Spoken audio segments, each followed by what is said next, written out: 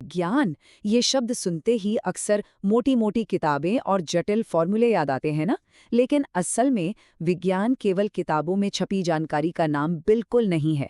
ये तो एक बेहद सक्रिय और सच कहें तो बहुत ही संवेदनशील प्रक्रिया है।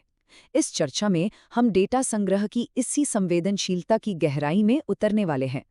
अक्सर ये मान लिया जाता है कि विज्ञान में जो कुछ भी मापा जाता है वो पत्थर की लकीर होता है, बिल्कुल सटीक। लेकिन क्या वास्तव में ऐसा है? डेटा इकट्ठा करना कोई मशीन की तरह काम करना नहीं है। ये एक ऐसी प्रक्रिया है जहां छोटे छोटे मानवीय कारक बहुत बड़े बड़े सवाल खड़े कर सकते हैं। तो चलिए आज एक बेहद दिलचस्प मामले पर गौर करते हैं और देखते हैं कि कैसे स्कूल का एक बहुत ही साधारण सा प्रयोग वैज्ञानिक अवलोकन के बारे में एक बहुत बड़ा और महत्वपूर्ण सबक सिखा सकता है। अब यहाँ जो बात सबसे ज्यादा सोचने वाली है वो एक बहुत ही बुनियादी सवाल है। एक ऐसा सवाल जो वैज्ञानिक पद्धति के बिल्कुल केंद्र में मौजूद है।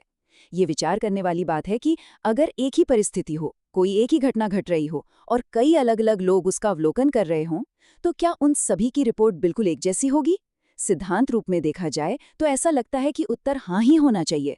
आखिर सच्चाई तो एक ही है, उबलता हुआ पानी तो उबलता हुआ पानी रहेगा। लेकिन वास्तविकता हमेशा इतनी सीधी नहीं होती। मानवीय अवलोकन अपने साथ कई ऐसे सूक्ष्म चर यानी वेरिएबल्स लेकर आता है जिन्हें अक्सर नजरअंदाज कर दिया जाता है। और सच मानिए, विज्ञान का असली रोमांच यहीं से शुरू होता है। इस पूरी बात को और अच्छी तरह समझने के लिए सीधे एक वास्तविक प्रयोग की तरफ चलते हैं। दृश्य कुछ इस तरह का है। शिलोंग के एक स्कूल में फिबान के विज्ञान शिक्षक ने एक बहुत ही सीधा और बुनियादी सा प्रायोगिक सेटअप तैयार किया है। उद्देश्य बहुत ही सरल है, उबलते हुए पानी के तापमान को मापना। इस प्रयोग में फिबान और उसके सहपाठी शामिल हैं। वे सभी बिल्कुल एक ही उबलते हुए पानी के बीकर को देख रहे हैं। परिस्थितियां हर एक व्यक्ति के लिए पूरी तरह से समान हैं, तो ये जांचने के लिए एक एकदम आदर्श स्थिति बन जाती है कि अलग-अलग लोग एक ही घटना का डेटा किस तरह से दर्ज करते हैं। तो आइए इस प्रयोग के कच्चे डेटा यानी रॉ डेटा पर एक नज़र डालते हैं। ये तालिका वाकई में बहुत कुछ कहती है। यहाँ 5 विद्यार्थियों द्वारा ली गई रीडिंग दर्ज है। अगर ध्यान से देखा जाए तो फिबान ने 97.8 डिग्री सेल्सियस दर्ज किया, शिमफांग ने 98.0 मापा, 1 स्टार की रीडिंग 97.9 थी, क्लोए ने भी 98.0 दर्ज किया और अंत में भंडारिशा ने 98.1 डिग्री सेल्सियस मापा। अब याद रखने वाली बात यह है कि वे सभी बिल्कुल एक ही उबलते हुए पानी का तापमान माप रहे थे। फिर भी शिमफांग और क्लोए को छोड़कर किसी भी 2 विद्यार्थियों का डेटा पूरी तरह से मेल नहीं खाता है। ये संख्याएं अपने आप में एक पूरी कहानी बयां कर रही हैं कि कैसे समान परिस्थिति में भी नतीजे अलग हो सकते हैं। जब इसे डेटा को एक बार चार्ट के रूप में देखा जाता है तो ये विसंगतियां यानी अंतर और भी शानदार ढंग से उभर कर सामने आते हैं। ऊर्ध्वाधर अक्ष यानी वाई अक्ष को अगर थोड़ा जूम करके देखा जाए तो ये छोटे छोटे अंतर बहुत ही स्पष्ट हो जाते हैं। फिबान की सबसे कम 97.8 वाली रीडिंग और भंडारिशा की सबसे अधिक 98.1 वाली रीडिंग, इनके बीच सिर्फ 0.3 डिग्री का अंतर है। अब आम रोजमर्रा की जिंदगी में ये 0.3 डिग्री शायद कोई मायने न रखे, लेकिन जब बात वैज्ञानिक डेटा संग्रह की आती है तो ये 0.3 डिग्री एक बहुत ही महत्वपूर्ण अंतर बन जाता है।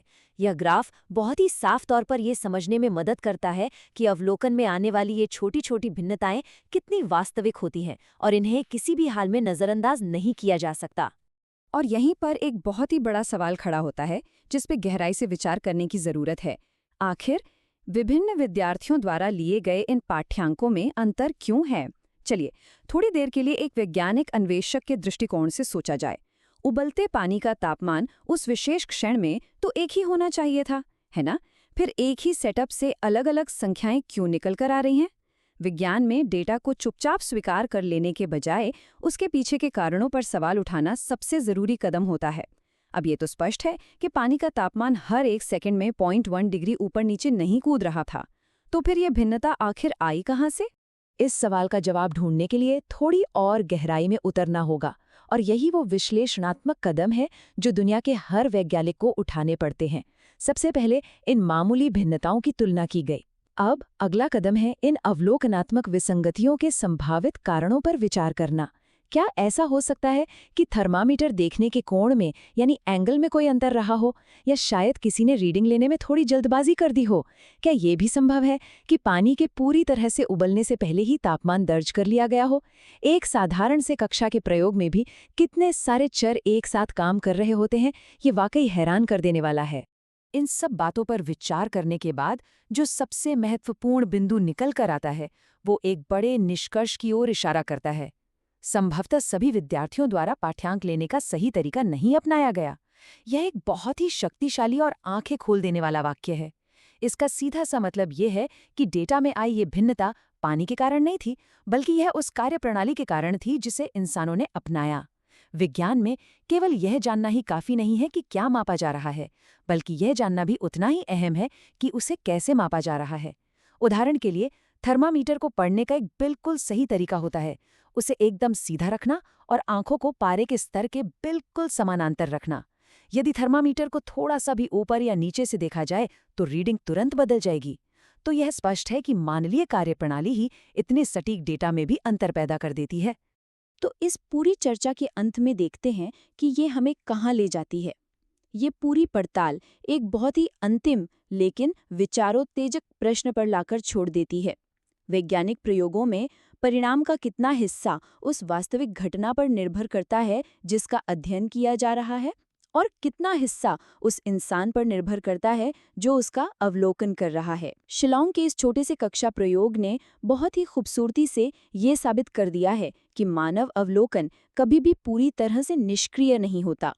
अवलोकन करने वाला व्यक्ति हमेशा उस पूरे समीकरण का एक सक्रिय हिस्सा होता है।